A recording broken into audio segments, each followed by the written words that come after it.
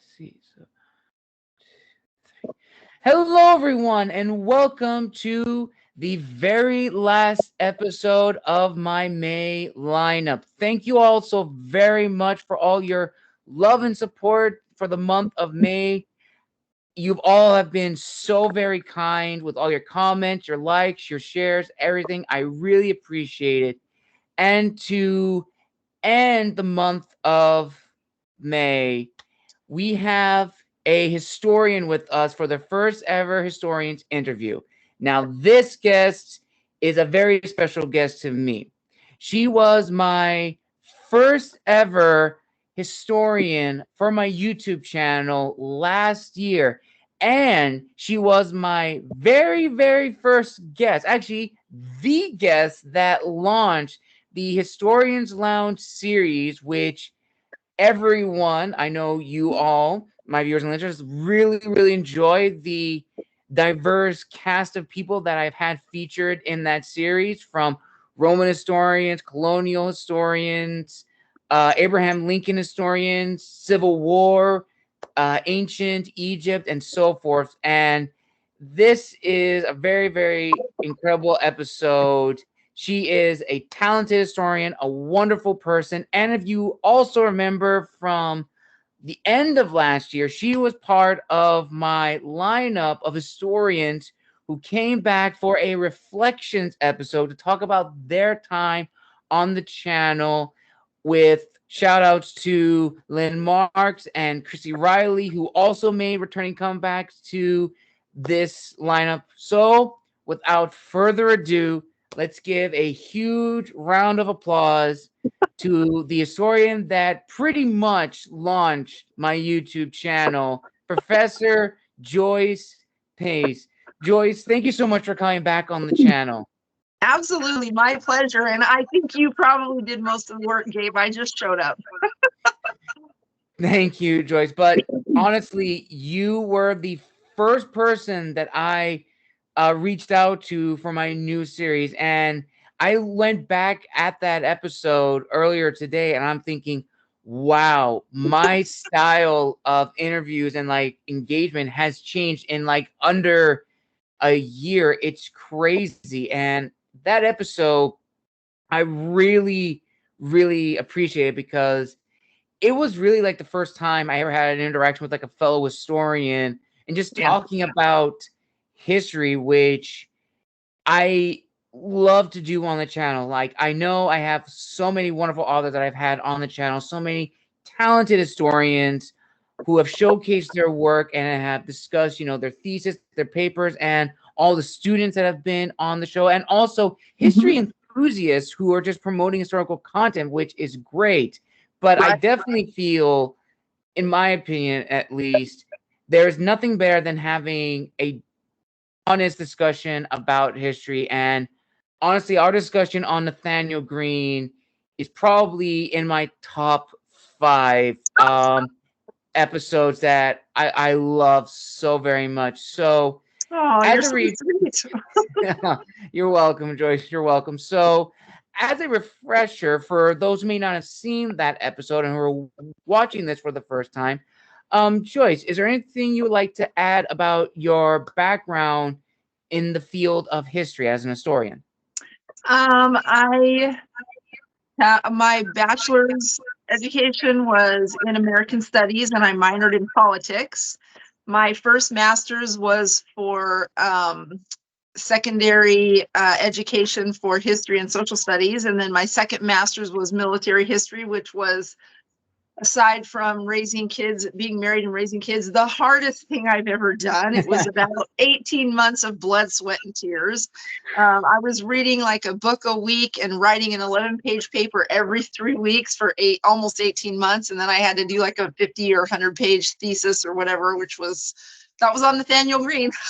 But yeah, so that's kind of my background. And when I got my professor job at the college where I work, they hired me because I had a Master of Military History and they needed somebody to teach a class on the Vietnam War. A professor had to step down from that because of some family things that were going on. And they called me and I'm like, yeah, I can do that. When do you need me to teach that? And this was on a Thursday. And they said, we need you to start on Monday. And I've been a history professor ever since. And that was in 2016. So Wow. yeah. 8 years going strong. Yep. Congratulations. Thank you. I love it. I absolutely love it. So let's actually start in the beginning. So, Joyce, if I remember correctly from our first interaction in our Historians Lounge episode about Nathaniel Green, in our little brief introduction, you said that history was pretty much a part of you growing up. And I'm wondering, where does sort of the near desire come about to teach history and go down this road of being an historian? How did that come about in your life? Well, when I was younger, I knew that I wanted to teach. When I was like in junior high, I knew that I wanted to teach. And the older I got, I knew that it was probably going to be social studies history. I had some amazing teachers in junior high and high school that did not test on dates. They tested on cause and effect. Because Ooh, this okay. happened, yeah, because this happened, then how does that affect this? Or because Lincoln was assassinated, we didn't have Civil War for 100 years, those kinds of things, versus what day was Lincoln assassinated on. And so that really piqued my interest. And then after I graduated in the 80s, and in the 80s, you didn't go to college unless you got a scholarship, which were very, very competitive. Or your Really? parents, yeah, or your parents were not like today, or your parents were rich. Otherwise, you didn't go to college. So I got married, had a family, raised 4 daughters, and then another one came and adopted us. And then I went back to school. I think I had, when I went back to school, I think I had 2 in high school and 2 in college themselves when I went back to school. And then I just thank my late husband who passed away last year. Without his support, I wouldn't have been able to do it. But he's like, you can do this, you've got this. And after I became an official history professor, I love history and I love teaching. And I think I love really the stories of history, because there are so many, and there are so many unknown people out there who have these amazing stories. And I just was like, I want to tell these stories. I want other people to know about these stories. And of course, I'm a Texan Army brat, so I'm very into military history. My dad was a Vietnam vet. And so when I was getting my education, there were things that he would share with me. And my mom would tell me, you know what, Dad is talking to you about stuff he has never talked to anybody about. So that kind of gave me a little bit of a window into the soul of people who serve, and how they internalize a lot of that because they just want to come home and get back to their family, or whatever. And yet so many people have made the sacrifice, either the ultimate sacrifice with their life, or the sacrifice of being away from family to keep us free and to protect us and all of that. And so I just have a great admiration for that. And I want people to know that. I want students to know that. So that is kind of how I got started. But and I'm a writer by nature. I've been writing since I was like 8 or 9, and I love writing, and I love writing stories. One thing that was a kind of a big impact, I found out from my grandma, my dad's mom, that when she was a kid, her parents had been divorced, and her dad moved out to the Pacific Northwest and married another lady, and she was with her mom, a single mom, who wasn't doing very well. And she put her 2 daughters, my grandma and my great aunt, on a train from way back, east somewhere, or mid east, all the way out to the Pacific Northwest to meet their dad. And my grandma, who was also a little bit of a writer, would write short stories and stuff. And she wrote this story about how when they arrived, she was very protective of her sister. And when they arrived, and the man came to pick them up at the train station, she had had a dream that he drove a red truck. And she would not, even though it was her dad, because they were young. They were like, I don't know, 7 and 9 or 9 and 11. They're super young. Right. And she didn't want to go with her dad because she didn't know him that well. And he didn't have a red truck. He had a white truck. And he actually showed her in the back of his truck. He picked them up at the train station and he pulled back this tarp and said, look, I have red paint. I was going to paint my truck. And then she knew it was okay to go with him. So I'm like 10 or 11 when I hear this story, and it so intrigued me. And I just thought, what a cool story. And, and everybody is, history, we think, oh, history happened, 200 years ago. No, history happened yesterday. History Yes. happened this morning. And there are so many brave, courageous things that people have done in history that, you can spend the rest of your life learning them or teaching them. And so that is probably one of the biggest things that attracted to me, is just this to the subject, is just the stories of history. Absolutely. And I could not agree more, Joyce. Like, history has always been fascinating. And whenever I have these interviews, I love learning about, what drew people to the field of history. And you're probably in, I want to say, in my own little head, Can, that you, Lynn, and Michael are probably in the group of three who not only had family members who served in the military, but are also inspired by them in terms of like the stories that they told you guys, and how that in turn led you also to be writers as well. I mean, you might as well be like triplets because you're very much the same. And honestly, I absolutely love that, because it it is sort of like the connections with history that you can find the similarities and like bring people together. And as I like to call the three E's: educate, entertain, and enlighten, because that's what history is Absolutely. supposed to do. It's supposed to Right. educate us, entertain us, because history is funny. Like in case of the great maple syrup burglary or botch, where yes, that happened in history. I may be botching up the name, but there was actually an incident with maple syrup in Yep. Canada. And definitely to enlighten, because Right. history is always changing, history is always evolving. Some things that we have accepted for 50 years is now being looked at with different perspectives and different eyes, and that's important. History is meant Mhm. to grow.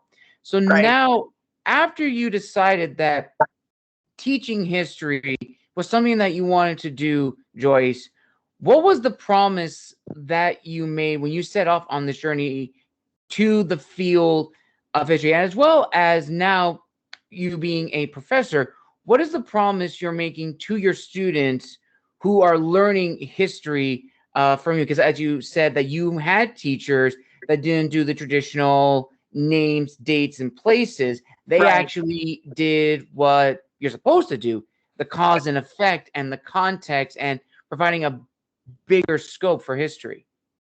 Well, I always, at the beginning of especially my college classes, I ask them, how many people in here don't like history, and please be honest. And usually, because you have to take history to graduate. You can't get around it. Yes, yes, In Washington, we have running start. So whether you're a running start student or whether you're a college student, you have to take it to graduate. And I'm like, it's okay to be honest. I'm not going to be offended. And then I usually ask them, is it because of the dates? Keep your hand up if it's because of the dates. And almost everybody keeps their hands up. So I yes. always tell my classes up front, you are in the right place, because I will never, ever, ever test you on dates. And then they usually get excited because they're like, oh wow, she's kind of cool, or that's, that excites them. And so to see that facade of, oh, this isn't going to be a class of drudgery where I have to memorize all these dates, to see that relief come over their faces, to me it's just one of the sweetest moments of the beginning of any quarter. um, and then I've had numerous students. I think of two girls in particular who came up to me before, at the very beginning of the quarter one time, and they said, well, our friend so and so from last quarter said, oh, you have to take case for history and we have to have it to graduate. And so I said, well, did she say why that you should take me? And they said, well, because you're a super easy teacher. And I said, really? Because I don't think my curriculum or whatever is any easier necessarily than some of my other colleagues or whatever. And I'm like, okay, that's interesting. I said, go back and ask her, was pace easy, or was it just that you had fun learning? So then they went back and asked her, and they came back the next time we met before class, and they're like, oh, she said you made history so much fun, and that's what she loved about it. And that just like warmed my heart. It's those kinds of comments where students are like, wow, I didn't know that. And then I'm very big on tying media into history, which is a big deal to Ooh. students. Like if you're talking about the Cold War, and you can bring in the Hunt for Red October, or you're talking about World War II and you can bring in the Woman in Gold, or you're talking about the space program and you can bring in Hidden Figures. Students love stuff like that. And I'm like, because people like, oh, you probably get really irritated if something's not historically accurate. I'm like, no, they don't make movies to be historically accurate. They make them to entertain you. And if you can be like, hey, I wonder if that's true, and you go look it up and you learn something, I'm happy. So yeah, so I try to bring like media into it. And a lot of students, I think they find that refreshing. I think the funniest example I have of that is when I was teaching Civil War. And I Ooh, said, okay. yeah, one of my favorite subjects. I love Lincoln. I'm a huge Lincoln fan, and I'm a huge like Gettysburg fan and Emancipation. I mean, all that stuff. But they had to do a movie, and they had to tie their points to class content and point out what was historically accurate, what wasn't, how was it received. It was kind of this, media project, and they could do a movie or a book. And I said, they said, what movie do you want us to do? And I'm like, you pick the movie. And if you think that I won't accept it, come tell me. And this kid raised his hand and he's like, please, please, please, Professor Pace, will you please say yes to this movie? I go, tell me what the movie is. And he's like, Abraham Lincoln Vampire Hunter. And I don't know if you've seen that. And I happen to watch that with one of my daughters because she loves really eclectic, interesting kind of storylines because she's an author. And I'm like, yes, absolutely. I want to know what you have to say about that. I thought he was going to fall out of his chair. He's like, are you serious? I thought you were going to say no, because it's total fiction. It's completely contrived. And I said, can you tie it to class content? And can you bring out elements that are historically accurate? And he's like, okay. And he just got so excited, and he got a 4.0 on that paper because he did such a good job. And clearly that's not an historically accurate No. movie. It's totally campy, but it was just so much fun to see something totally campy like that, and to see how he could be like can I do a spoiler here? The whole ending, if for those of you who haven't seen it, I won't say what it is, but the way it ended with his wife and how they integrated the Underground Railroad, I just was blown away by that. I thought that was so clever, and that was one of the points that he brought out. And Yes. yeah, so I'm like, hey, you should have fun in this class, and you should find things that are fun to talk about where you can actually learn something about history. So that was just the most fun, that whole paper.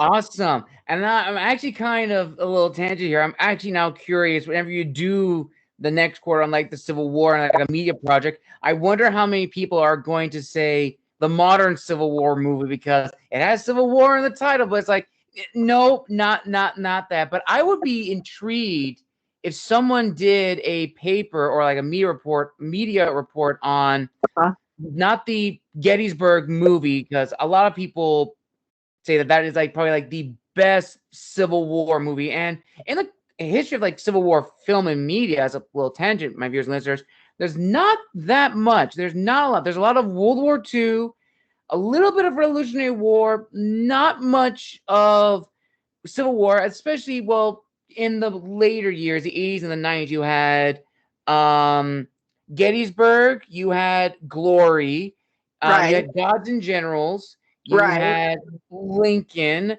and then you had films that would take place during the Civil War. You had, of course, Abraham Lincoln Vampire Hunter, which is historical fiction with a little bit of horror. You right. had Harriet Tubman and her movie.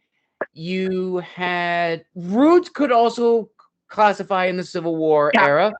12 Years a Um, Slave was a really good one. yeah, yes, 12 Years a Slave. There's a lot. So it sounds like an amazing class, and it very much reminds me of my own teacher in high school. Shout out to Miss Singleton, Miss Singleton. She was an amazing teacher, and just like you, Professor Joyce, she made history fun. We had late night history exams. We had battles between half the class, and we would Nice. do like charades to do like, okay, this George Washington and all that stuff, Ben Franklin, and everybody would want me on their team because I was the history guy.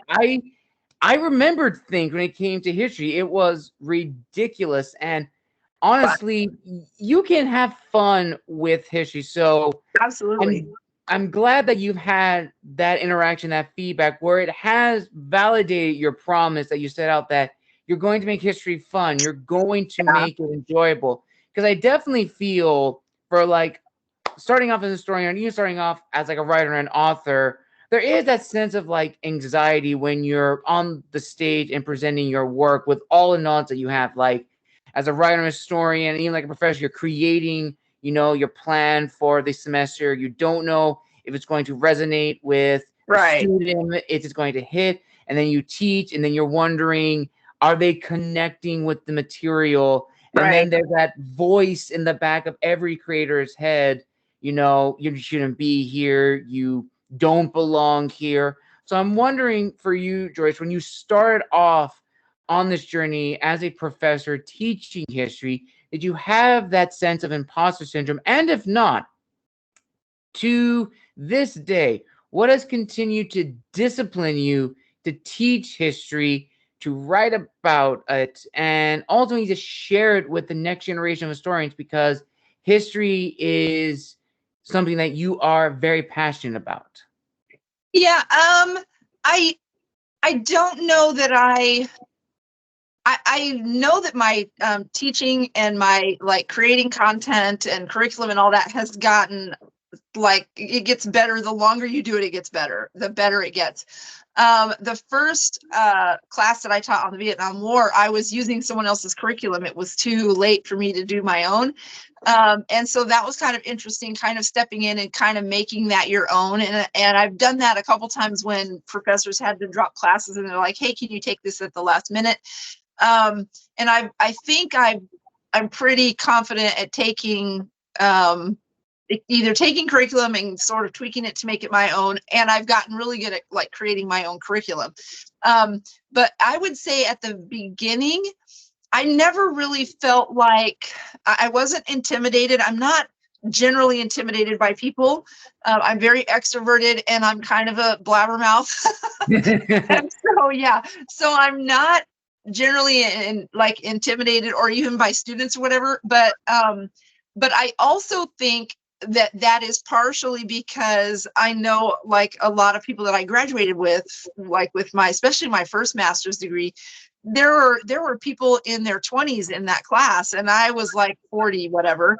And so they were intimidated to walk into a high school class and student teach because they're 22 or whatever, and those kids are only a few years younger than them. Whereas I'm like, I've raised 4 teenage daughters, Yeah. right? And my husband was a youth pastor for over 20 years. So there's not a whole lot that a high schooler can do that makes me go, oh, what is going on? I'm like, really? That's what you're doing? This how this is going to play out? Okay. you know, so I think I already sort of had like a mom slash teacher voice.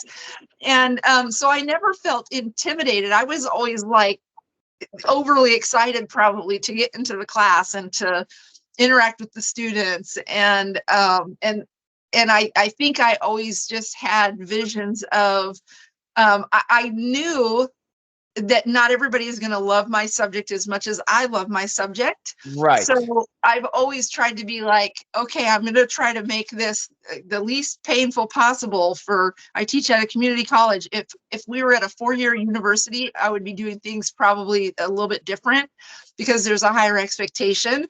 Right. But I feel like one of the things that's kind of guided me is just not taking myself too seriously. I know people that get the title professor in front of their name, and it's like you forget how to have a sense of humor, you forget how to laugh at yourself, you forget how to be like, hey, I made mistakes. And so my goal, which I think has hopefully helped me maintain sort of a sense of um like easygoing kind of attitude in my class is I understand that you have a life outside of my class, because guess what? I have a life outside of my class. Right. So I try to live in a state of grace.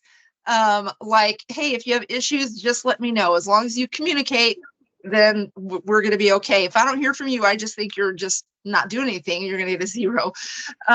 So I think, I really think parenting probably helped me start out as a better teacher than somebody who hadn't, finagled a bunch of kids to and from doctor's offices and all that, soccer Right. practice or whatever they were doing when they were kids. So probably that. I think really being a wife and mom prepared me to be a pretty decent teacher. And so far, it's worked out really well. And I have loved every minute of it for the most part. Awesome. That's really, really, really incredible. And I remember I had another, actually 2 professors last year, probably maybe this year. I don't know. I interviewed so many people, 126. Well, this will be 127 episodes. But Yeah. one of them did say, I think Professor Meredith Walker, that was her name. She said whenever she like teaches history, she says it's like swinging a baseball bat directly into someone's face. It's going to be upfront. It's going to be brutal. It's going to hurt. But this is how it is. I'm not going to teach, something that's not true. It Right. is probably going to make you uncomfortable because history is uncomfortable, Oh, yeah. especially if it's on topics which definitely change and affect, the modern day as Right. well. True. And, especially as a professor, I would imagine trying to find a balance to where you can teach that subject, but not have to worry about, walking on eggshells on Right. topics such as that, which I definitely think goes into now the business side of being not just a professor, but Joe as an historian, which I definitely feel is very important to discuss because, in the field of history as historians, as I've learned from a lot of other people, being an historian is like a pretty much a freelance startup position. Kind of. If Yeah, kind you of. don't get like the top tier jobs like a researcher, museum curator, state historian working for the government, it's very, very challenging, I would imagine, to definitely find a way to use your degree in the field of history because you would have to get a whole bunch of new skills like for writing, being like an orator, for public speaking, presenting, and all that stuff. So for you, Joyce, when you got into the teaching field and really sat down and realized, oh shoot, I'm actually a teacher. How did you sort of like approach it to where it wasn't so much as the business side, because it is in a sense being a business, like Right. starting your own personal brand as an historian, because we all want to branch out and do other things, but not be, I guess, trying to say bogged down with like the weight of like the term historian, because that holds a lot of weight and gravitas to it. So how did you approach that mentality when you sat down and realized this is the role that I'm going to be, at least for right now? Yeah. Well, I think probably I was, because I wanted to go to school when I was younger, and I sort of had to give that dream up for a while until we could make it happen. Um, I felt very ready, and I felt very much, oh, now I'm coming into this stage of life that I really, really want to be in. Um, so I I think that and then the support of my family, especially my late husband, to be like, honey, you know what, this is your dream, let's go for it. I mean, you stayed at home raising kids while I worked all these years, and you were the backbone of our family, and so you have this dream now, I want to support it. That was very hugely elemental in me saying, okay, I'm going for it.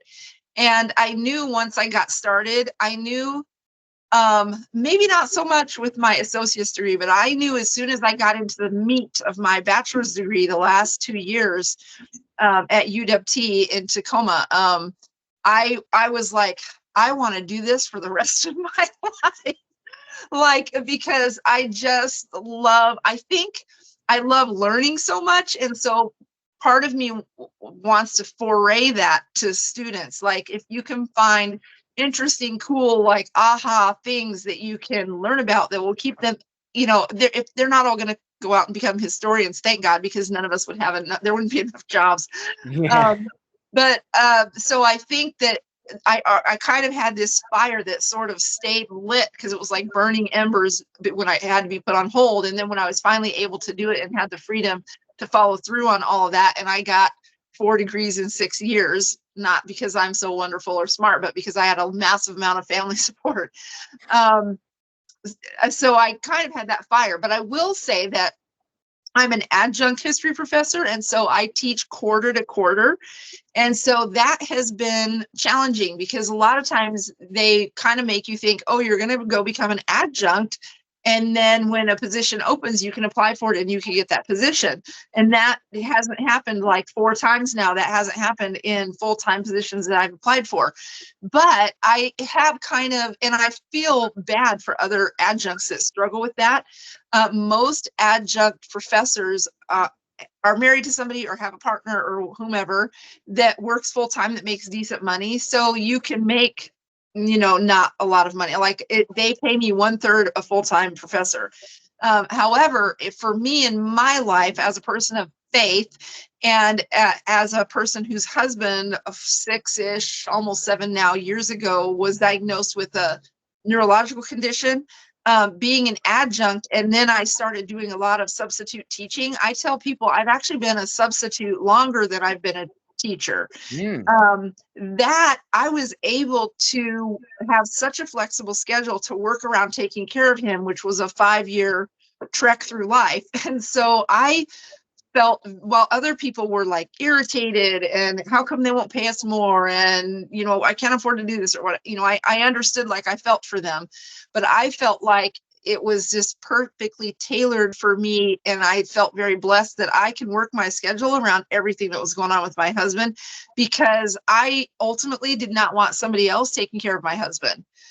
We Right. knew we knew when he was diagnosed that there was going to be an end time when he wasn't going to be with me anymore. And we didn't know what that looked like. But I just knew if I can be his main caregiver until that day comes, then I feel like I have done something even greater than just being a historian or a teacher and passing on knowledge, because that's a vow that I made when I was 19 and now I'm 55. And so I felt like it was really a privilege to be able to do that for him.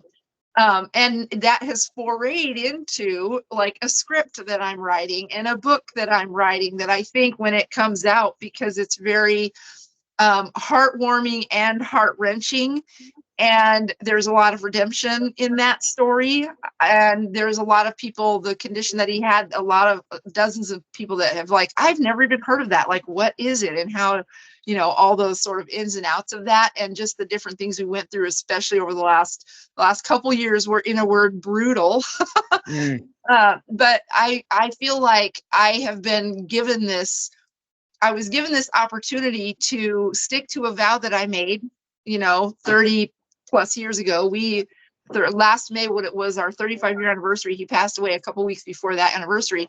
So I feel like that was a privilege. And then to be able to write about it and share that story and encourage other people that are going through things like, how on earth do you survive life when it beats you up like that? And I lean on my faith and my family for that. And so I just feel like that is one of the things that has kept me going when people are like, one person I talked to right before we had our thing in December said it was a young teacher, a guy that was marrying another young teacher, a friend of mine. They were engaged, and we were talking, and I was telling him a little bit of my story. He was telling me a little bit of his, and he looked at me with just the most dumbfounded look on his face, and he said, "Joyce, I never in a million years would have believed that your husband died 7 months ago. Like, I never would have guessed that. You have so much joy, and you're so vivacious, and you're so encouraging, and you just speak life into people. And I just never would have guessed that. And so he wanted to know more about, like, how do you get there, and how does that happen, and how do you get through? Of course, I said, Jesus Christ, that's how I get through that. But so, yeah, so I feel like a lot of people have kind of come into my life in different situations, as you know, after Dawn passed away last year, and I've just been in contact with different people, and there's been a lot of support for, you're going to write this down, right? You're going to, like, this is history, like, you love history, like, you're going to do this story, like, I will buy the book, I will buy 10 books, I will give them to all my friends. So I feel like that every step in my journey has been something for me to embrace and not cringe back from.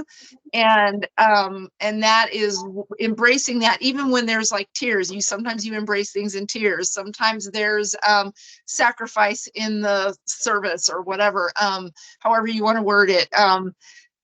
But that is, those kinds of things, that is what makes life worth living. And then when you tie that into things that I teach about, and these people that did amazing, brave, courageous things, and I just think that's the kind of man that my husband was, and now I have this amazing story to tell. So yeah, so that has really, to me, I just think I'm so privileged. I'm just so privileged to be in where I'm at today. That was a very long Incredible. answer. No, but Sorry. it's very, very true. And you actually touched on something that we actually going to talk about later, which is connections and how really important they are, like, in the field of history, because, we all want to help one another. We all want to be there for each other's successes, because we learn from each other. Like, I've learned Right. from a lot of people who I've met on LinkedIn on the history side, who have told me Yeah, so many me too. things, and this feeling is mutual on both ends, and it is really powerful. And then from those things, we then apply it to our own being and try to share it with, like, in our writing and like teaching and Right. presenting. So for you, Joyce, when you began teaching history, did you sort of have like a style in mind, in a sense that how you approached it? And I mean, what I what I mean is, when I would imagine being a first time teacher, when you first got started teaching history, Yeah. you're probably thinking, how am I going to teach my students? Do I teach, how I've been taught as a student in my time, or do I tailor it in a way where those that are really, really astute history lovers are going to get it, as well as those who may not be full on history lovers, but they find an interest in it, are also going to correlate? Finding your audience, I guess what I'm trying to say. And then also tying to that, what professors, in addition to the ones that you mentioned earlier, really helped you come into your own as an historian, in terms of like teaching history, presenting history, and then sharing history? Well, I had one really good professor when I was getting my associate's degree that kind of became my mentor. And he said, you were talking about like the truth of history and like hitting it Hmm. full head on. He was that way. And he told me, when he sort of knew my goals and where I was headed and all that, he said, don't ever shy away from the hard facts of history. And Yes. so I determined up front, I'm never going to shy away from the hard facts of history. So that was one thing. Another thing that I talked to him about, and I don't even know if he remembers this, but was, I am a very random person. Um, Teaching has made me much more organized. And one of the things that I thought up front, okay, I'm going to go about this in kind of an organized manner. We have this lesson plan. We have to get through these points, yada, yada, yada. And what I found almost right away was I didn't like that. I don't know Mm. how much the students like that. I know that I've had some very beginning, middle, end kind of students. And I am that way. Like when I write, I'm pretty, that's a pretty significant element. But what I found when I'm in front of an audience is when I'm in front of a classroom or an audience. I've been in front of a few audiences for stuff like this. But what I have found is um, that I try to kind of read the room, and because I'm random, I have no problem chasing a few rabbits, as long as I know I can kind of wield it back around to the main subject or whatever. And I've had numerous students say that they like that, even though we weren't talking about this subject, somebody asked a question and how I related it and like made the connection for them. And I'll be like, oh, let's chase that rabbit for a few minutes. We've got time. Or, oh, let's get on that train for a few minutes. And then we get to talk about something unexpected that might pique their interest in something else, or they might go look it up. And so me being random, which I thought up front, oh, this is going to be a hindrance to me, has actually probably been one of the greatest gifts I feel like in my teaching, because I can kind of, like, if I see that students are bored to tears, I'm not going to keep doing what I'm doing right in front of them. I'm going to change it up or whatever. Right. I'll be like, everybody get your phones out and look this up. And most teachers don't say ever get your phone out. No. And I'll be like, okay, you, this group look up this group look up that, or whatever. I have been known to, when we talked about the 1960s and all the rebellion and the sexual revolution and the drug revolution and all of this, and I'm like, all right, now you wonder why 1 in 30 baby boomers has hepatitis.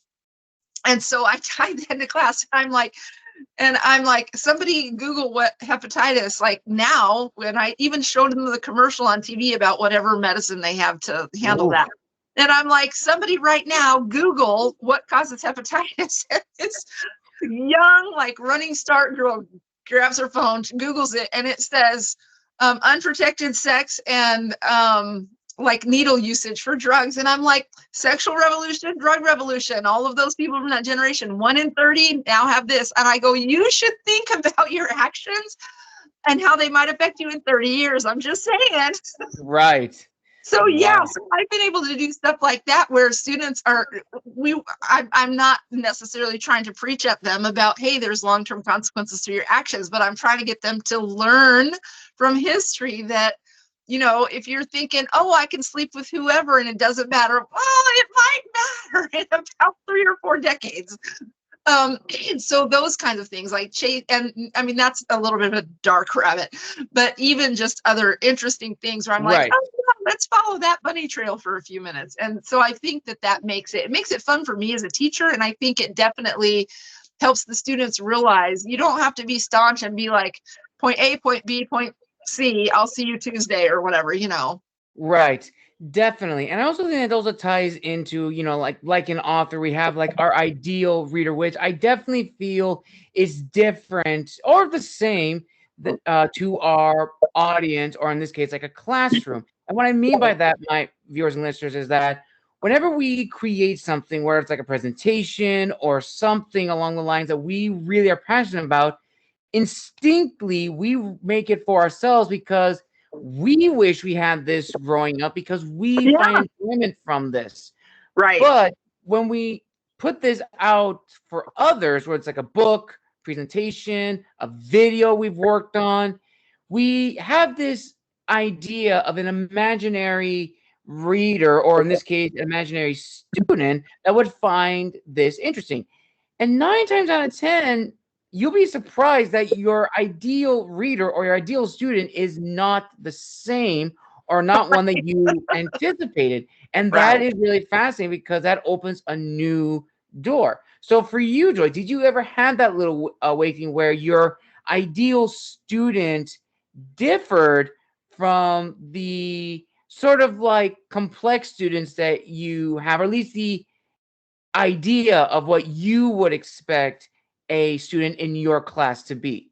Oh yeah, there's a few in every class. We do in, especially when I teach History 158, which is supposed to be like 1900 to the present. You never get that far. We usually get 1900 to the Cold War if we're lucky. Yes. But yeah, we usually do, after we sort of wrap up, I do World War I and World War II all together, and I call it World at War. And then we sort of start wrapping that up, and we talk about the the atrocities that happened, and we talk about, so we always have a discussion, and I never tell them what's coming up. I just say, all right, we're having a discussion. If you want points in the grade book, you have to contribute to the discussion. And it's kind of Socratic style where, everybody speaks and what have you. And I'm like, so are there moral absolutes? Which is always a super fun question, because you never know which way that's going to go. Are there Nope. moral absolutes or aren't there? And I tell them, all I'm going to do is write on the board whatever you guys say. And all I ask is that it's academically appropriate. And so having discussions like that is super fun. And then, so I allow them to have this discussion, and they're just like, students that never speak will get into this because it's kind of a hot button issue. It would be like pro-life, pro-choice. I mean, it's just one of those hot button kind of issues. And then when we finish with the discussion, I'm like, okay, let's look at the UDHR, the Universal Declaration of Human Rights. And then we talk about how, because of the atrocities of World War II, the whole world, for the most part, minus a few, kind of came together and said, we can't allow this stuff to happen. Like, we need to have some kind of document that says people have rights. So Right. now that we've had this discussion, so is that like a set of moral absolutes or not? And so it's interesting to see how students start out on one side, and either side, and I don't care which side they're on, I just want them to participate. And then we kind of go morph, and then sometimes they'll end up on the other side, or sometimes they'll, they might not change because they feel like, oh, I've been validated. But seeing them sort of think all of that out is super fascinating. In one class, actually two different history classes, these twins took my class twice. Everything we discussed, they were on opposite sides, and they would go back and forth to the point that I'm like, okay, we need somebody else to contribute, and you guys can continue the discussion at home or in the car because you carpool or whatever. So yeah, I find it challenging, but I also find it fun because I want students to be able to find their voice. I tell them, I'm never going to tell you how to vote. I'm never going to tell you, anything about that. Like, we'll talk about politics because I minored in politics, but I'm not going to, for the most part, you're not going to know where I stand on issues, because I want you to find your voice and figure out, what do you want to support? Because historically, when you're reading about these people and learning about these different people, you need to figure out, how can I make a difference in my world? Like, even my own little piece of the world. I might not be able to change the world, but maybe I can do something to make things better in my little sphere. So you have to Right. decide, what causes do I want to support? And you figure that out by learning what causes other people supported. So hopefully they walk away with, if not a super amazing love for history or a super amazing love for me, which it doesn't bother me, hopefully they walk away with something like, I think I want to support the National Alliance to End Veteran Suicide, because regardless of whether you agree with war, disagree with war, wherever you fall on the Vietnam War, was that good, bad, whatever, we shouldn't have veterans committing suicide. So, or whatever other causes children should not be starving in India or whatever. Girls shouldn't be trafficked in Nepal. Whatever thing you figure out, hey, this is something I want to get behind. Because really, a lot of people in history that we learn about, they're memorialized or remembered because they did something outside of themselves. So if my students can grasp any little piece of, I need to learn to do stuff outside of myself, then I feel like, I don't care if you know when Lincoln was assassinated. I want you to be like, you know what? I need to be a better person to make the world a better place, or at least my little corner of it. I feel like that my job has had value and that they've gotten value out of my class. Absolutely. And that actually kind of reminds me of something that actually just happened actually a few days ago. I was actually with one of my parents. We were out somewhere, and a veteran stepped by us, and we just started talking. And he was noticed I was very knowledgeable on military history, and he was talking about the Trojan Reservoir because he had a friend's son who served in the Trojan Reservoir, Wow. and it was an interesting discussion. And I he bet. asked me, would I ever enlist? And I gave him like my honest answer I could, which was, my role as a civilian is more important, and I give my reasons why. And it was, I have a podcast where I teach about history and I bring history to the forefront. And it's like, you have a podcast where you talk about history. And it's like, I do. And I bring about all these topics about builder history because history needs to be, taught. It needs to be remembered. And that was a big reflection moment for me. It's like, I've always thought about, what is my, legacy going forward with this channel, like my own personal journey as an historian. And I think when anyone who leaves their field or just starts off in their field, there's always like these two goals in mind, which is, do you want to do this or do you want to be known for doing this? Which I think are two very different mindsets, Yeah. especially in the creative field, in my opinion, because if you want to do something, you don't have to be known for it. You could Right. just do it. You could just do it for your passion of it.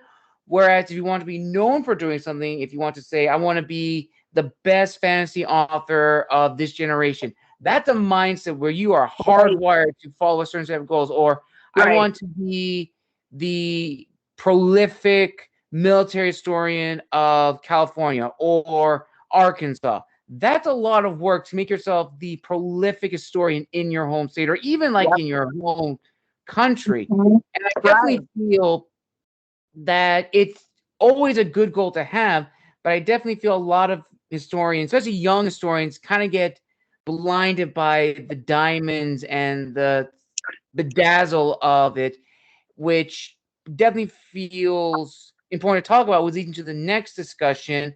And before going into that, tying it into why this topic is so important is the tropes, the clicks, and the trends. And that's very popular in the publishing world, but especially now more than ever in the field of history, especially with Oh yeah. social media. Oh yeah. Social media is good in, making historical content that's educational, but I'm sure you would definitely agree, Professor Joyce, that for social media, history can always be changed to suit a Yep. specific narrative, or at least trying Yep. to construct a history that's not taking into account the context. And for Right. me, that is my biggest issue, my biggest pet peeves, because you're not really creating something, you're creating fiction. And a lot Right. of young historians want to jump on this bandwagon. And some people who may not be student history are a part of this and giving their own thoughts. Now, I do Yep. want to say first and foremost, I have met people who may not be or who were not classically trained in the field of history, but they definitely have done research in that and they Mhm. want to create Sure. historical based content, which Mhm. I, for one, am all here for. My thing is with social media now more than ever, a lot of people can be pulled in by what's happening, especially in media. Like when there's Right. like a movie on like Napoleon or The Woman King that came out a few years ago or Alexander on Netflix, everyone wants to be a part of it. And 9 times out of 10, not really the best. And Right. ultimately, people think that those are going to be jumping points to their legacy. And now this kind of leads into a long winded question, but it's really important to talk about it, which is there is no guarantee that your debut at anything as an historian is going to be the start of your legacy. That's true. I've met authors, historical authors, and even authors in general who are the exception. As for like the author side, many of you know I've name dropped Andy Peliquin, whose debut series allowed him to reach award-winning status Yeah. and allowed him to live off of that success to create 4 new series of books. But on the offside, especially like an author and historian, we rise, we fall, we rise, and we fall again. And then that voice of imposter syndrome comes back of like you made yourself look like a fool in front of your peers, which ultimately comes back to the 2 goals you set out when you began your journey. So what I'm trying to get at, Joyce, is how important is it, in your opinion, that young historians understand that there is no guarantee that whatever they're working on, that they're really putting their heart and soul into, is going to be the start of their legacy as an historian. But it should not deter them from their passion in history if history is indeed their passion. Well, um, I would say, first of all, that you should do what you love to do. If you're doing what you love to do, I can't remember who said this. If you do what you love, you don't work a day in your life. Somebody said that. Yes. somebody probably historical that I should know their name right now. But so there's that. But also, I would say my biggest thing for sort of avoiding some of those falls where you feel like you made a fool of yourself is it is super, super important in the world of history and historians and historiographies to be able to cite your sources, because the problem with media is they throw stuff out there. I mean, I'm always like, cite your sources, cite your source on that. Can you please cite your source on that? And they can't. Um, so I think that to just be like, do the work. If you're going to be a historian, you have to do the work. You have to, if you want to be a historian, you have to grow to love the research. I love research so much. When my husband was alive, he would have to remind me to eat, because I would do research, like a deep dive into Nathaniel Green or whomever for 6 hours. And he'd be like, Joyce, you're going to fall out of your chair if you don't eat. So, but I love research. There are other people who are like, please poke my eyes out with a hot poker. Do not make me do research.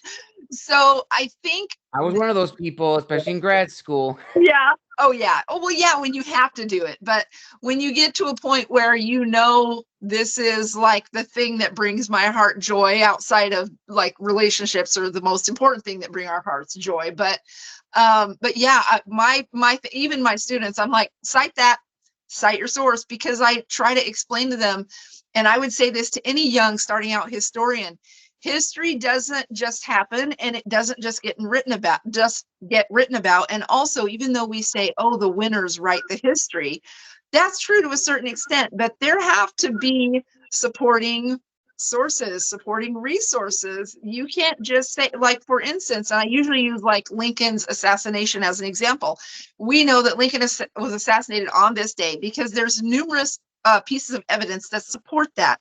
You can't just go out there and kind of make stuff up to make a name for yourself, or even fudge it a little bit, because there's too many historians out there that are going to call you on it, and then it's embarrassing. So I would just say, know your stuff. Like, if you're gonna, like you, I'm super proud of you and I've watched how you've grown as an author, and even in your fiction, you're like, you try to make it fairly historically accurate. Like, at this time, these types of battles happened and these types of weapons were used, et cetera, et cetera. And you're not, throwing laser beams into your ancient history fiction or whatever. You know what I'm saying?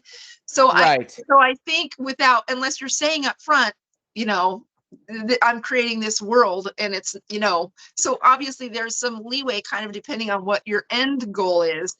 But I can't say this enough. Cite your sources. Like, where are you getting this information? Because online, anybody can say anything, and the internet never goes away. Like, it doesn't go, you can delete it. No. It doesn't matter. Somebody else didn't delete it, or they screenshotted it, and it will live forever. So that's what I would say. Like, do your homework, because people like, who was the guy that passed? I think he passed away last year. David, was it? No. Was it McCullough? One of the great historians. He wrote like a book on Harry Truman. Anyway, I think it was David McCullough. Anyway, there's been a couple of them that were just absolutely very high ranking, if you will, historians that people respected. And they were like, wow, that's because they did the research. They did all the hard work to get to this big book on Truman, or this big book on Lincoln, or Right. whatever different things that they wrote. They did the hard work. And so there aren't, I mean, Texan Army brat here, there are no shortcuts. It's hard work. You have to be willing to put the work in. It would be really cool, like, say, the book that I'm working on, and I have actually like 5 books I'm working on. But yeah, and also to like I just said, I have 5 books I'm working on. To also um know what your goals are and know what you want to do with that, and pursue accordingly. There were times I can't work on the book about my husband, because I'll just end up crying for an hour. So there are times that has to be set aside, which is why I have like 4 or 5 books that I'm writing. There's other times, I'm teaching this subject at school, but I'm writing this book on this other subject, because I need a break from all the stuff that I have to do for school. So here I'm going to jump from, World War II back into the Revolutionary War or whatever, based on. So just kind of know, and don't be afraid to have, more than one project per se going, but just kind of know, and have a plan. Like, I haven't had, because I was working and taking care of my hubby, I haven't had a lot of plans for this is how I'm going to reach this goal of getting this book published. Well, now I'm starting to consider those things more seriously because I'm a widow and I need income. So yeah, I think know yourself, kind of know what your plan is, be flexible if you have to change things. I mean, I didn't expect the last 5 years of my life to look like what they looked like, but you roll with it and you're like, okay, this is somehow going to be redeemed, and it's going to work out as long as my goals are intact and I'm true to myself and I'm true to what I want to do and I can cite my sources. So that's going to be my Definitely. mantra until I'm in my grave. Never pay full price for anything if you can possibly avoid it, and cite your sources. Definitely. And also to add to that, that one author I had this month mentioned, Yeah. grit trumps talent. Yes. Doesn't Every time. matter you're the best orator, the best prose Yep. writer, and how you can massively create a narrative for history. If you're not willing to go down the fires and the flames, the obstacles, even if you're Yep. going the route of an author or an historian or an historical fiction author, Yep. if you cannot go through the same hurdles that myself, Joyce, and any of the other guests I've had on the show, or even beyond them, you Right. may want to take a good reflection of yourself. But if you do decide to accept the hurdles, then let me tell you this: grit transforms into talent. And Right. that is probably the most important thing. And then also, connections are hugely important. Yep.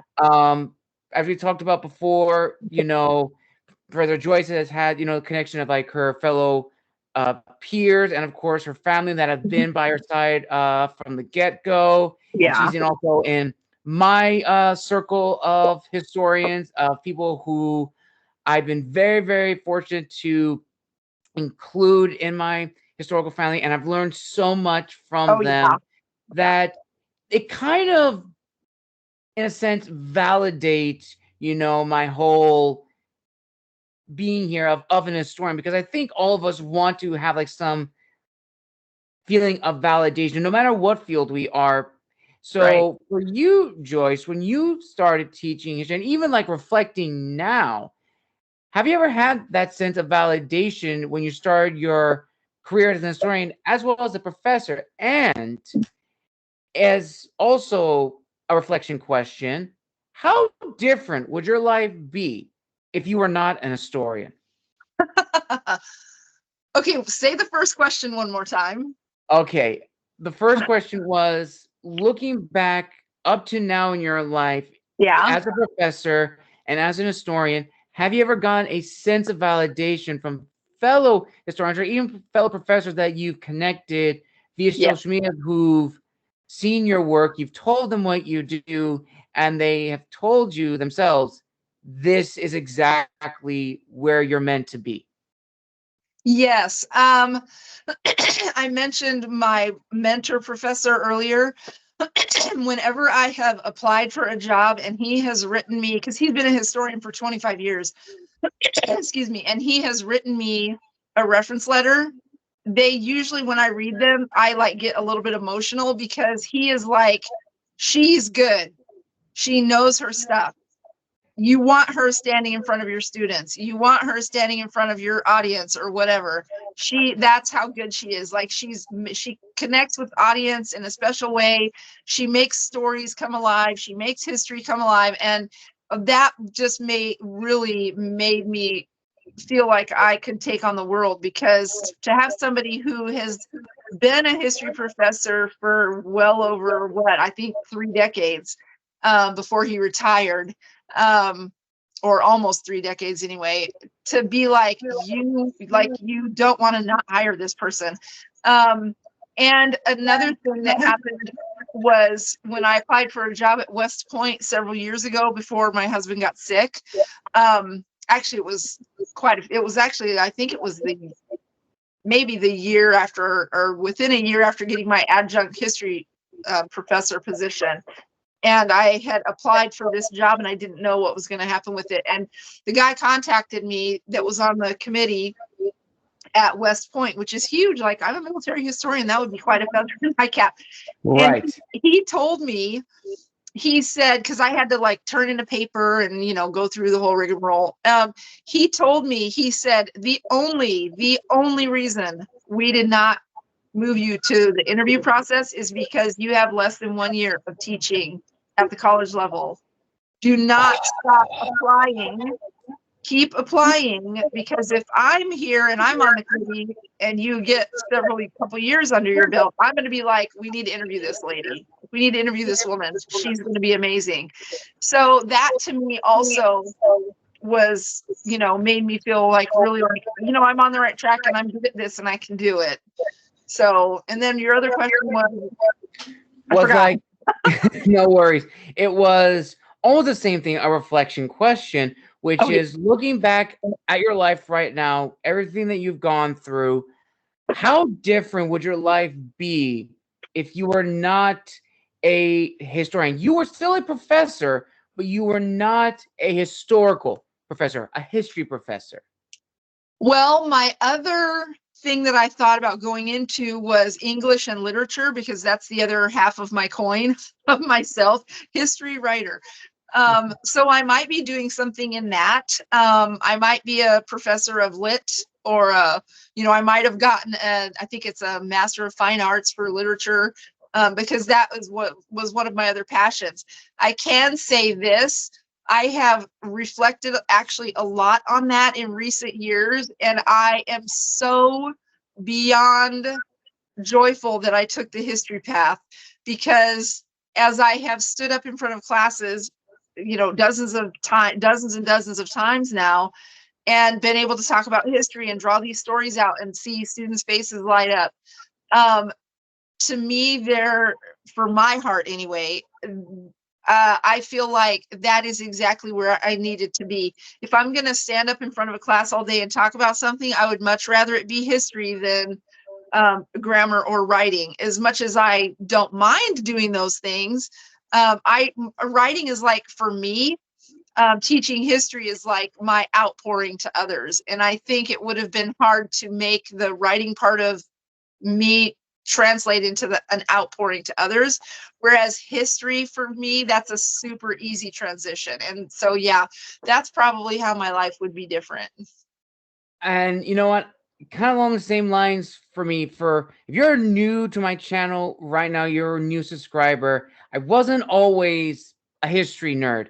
I was actually into the fine arts. I wanted to be an illustrator. I wanted to go to Laguna College of Art and Design. My grandfather was a incredible artist. If I'm not mistaken, he was an architecture by trade. He was a great drawer. He literally drew like characters from Looney Tunes Oh, wow. masterfully, that it made it seem that, you know, he was one of the lead animators or lead illustrators for Hanna-Barbera. But he was so incredible, and I myself was I love to draw. I love to create. I used to have for a long time an acrylic set growing up, but as I grew older, I found I loved history, and that morphed from military history to Asian history, which is my BA, to then classical history or master's in history with an emphasis on classical antiquities from my graduate school. Nice. And then starting my podcast, which I also had a reflection on that, where I said on the show, Michael was like the starting point, which he was. He was the first historian that I interviewed on my channel. But looking back to set the record straight, he wasn't actually the first historian to launch season 2.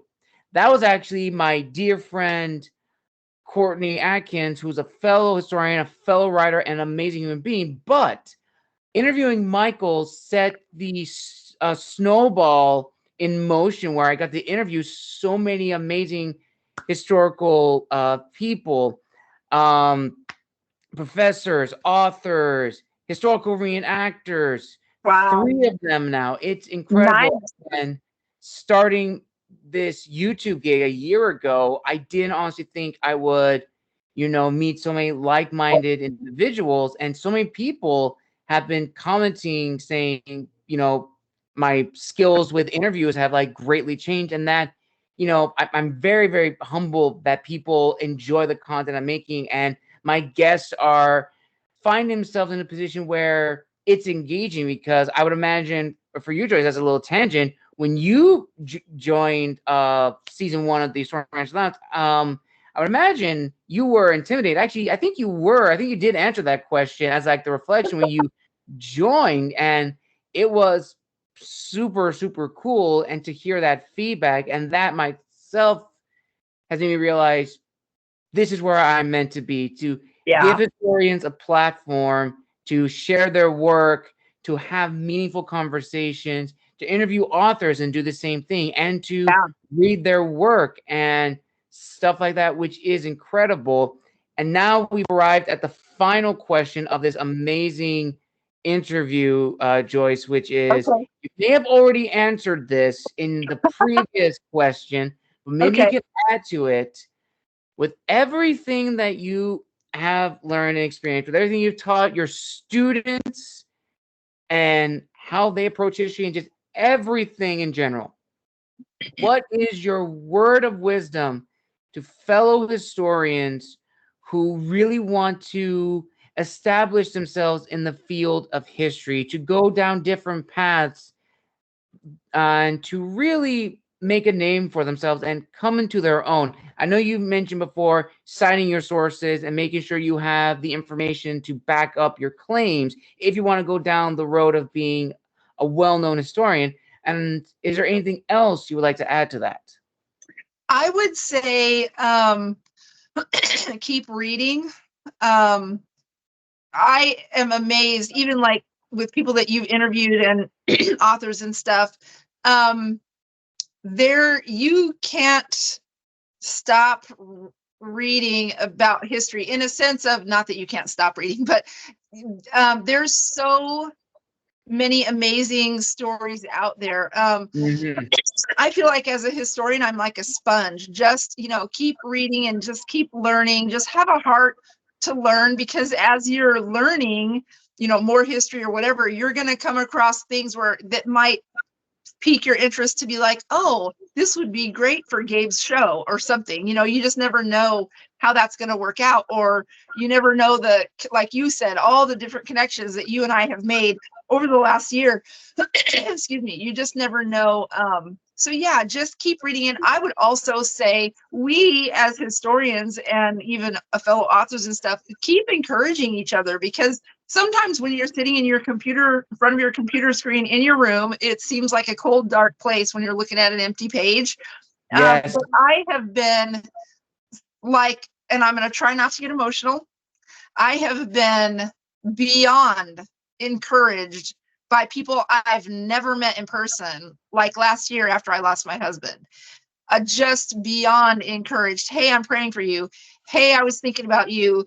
Hey, I know you're coming up on the 1-year anniversary, sending me private messages on LinkedIn or whatever. Just you have been so kind, Gabe. So I would just say, keep doing that. We need to keep encouraging each other. We need to keep saying, hey, press on, fight the good fight, keep doing what you're doing. I'll be here to like and subscribe, so that we can sort of lift each other up and hold each other up. Because I feel like in the grand scheme of things, we're kind of a unique animal. Not like, a lot of people think history's boring. A lot of people, it's not their cup of tea. They want to go build a building. We want to talk about buildings that fell down 150 years ago or whatever.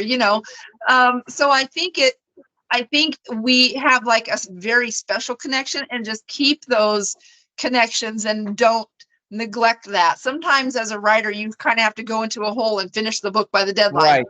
Right. Like I remember Christine O'Reilly talking and some of the stuff she posted. Oh my word, that girl is so funny. Just Oh, posting she's funny she's stuff. so She's so Oh, quirky, and I love that oh, about her. She's just amazing. I know. She's great. And but just be able to do that and being like, hey, hang in there. Hey, you've got this. Or even like I've read stuff for people because when I was in college, I was a newspaper editor and I was a columnist. And so I'm like, hey, send it to me. I'll give you the once over. It might not be perfect, but at least I can say, okay, well, this sounds kind of funny. I mean, let do that for each other and just support each other. I think that's just super important. And it just makes our connections that much sweeter. And I love that. I just love it. Absolutely. And to add on to that, something that my dear friend Kim said on her interview, which I think is very important. I know a while ago we talked about, the legacy, Mhm. starting it out. For her, her legacy is like, as an author, the words we leave behind. And that's very true as historians. We remember Yes, the great historians of the past because of the words and the works they left behind. And right, ultimately, that in of itself is immortality. What can you leave behind to inspire the next generation? Why do you think so right. many authors, especially of my generation, are, amazed and like really like diehards for Lord of the Rings, Game of Thrones, because those are the titans. I know I say George Right, R. R. Martin's not necessarily gone, but still, right, yeah. his works are incredible, and Professor Yeah. Tolkien's works are Oh, yeah, so powerful. It right. inspired next generation of fantasy authors. Dune Absolutely. inspired the next generation of science fiction writers. So ultimately, with everything that we talked about, listeners, the true legacy, no matter what route you go, is to inspire the next generation Mhm. through our words, because none of us know how long we have. Right, Things change. And ultimately, to coin a phrase from Lord of the Rings, I know I've never done this, but it's very, very true, especially as historians and authors. All we have to decide is what to do with the time we are given. right. And Professor Joyce is an amazing teacher, and I'm glad, as I've said before, she's part of my inner circle. And I'm glad to be at this point in my life interviewing authors, historians, and allowing them a platform to share their work, to share their knowledge. And I myself growing as a historian and an author, trying to figure out Mhm. where do I fit in. Right. And at the end of the day, that is all that matters, inspiring the next generation. And I think this is a perfect capstone to this amazing historians interview. So, listeners, thank you all so very much for joining us for a late evening interview. I want to give a huge thank you to my friend, Professor Joyce, for coming on the show. Joyce, thank you so much for coming back and making your third appearance on the channel. I really appreciate that. Where can people find and engage with you on social media? And do you want to make any announcements of any upcoming projects you would like to share? Well, first of all, my pleasure, Gabriel. We can talk all day. Yes. You have become such a good friend and a joy and a delight. And it's my pleasure to, have fun with you on these podcasts. I have never been a big social media person, but I'm now on Instagram. If you look up uh, the Texan Army Brat.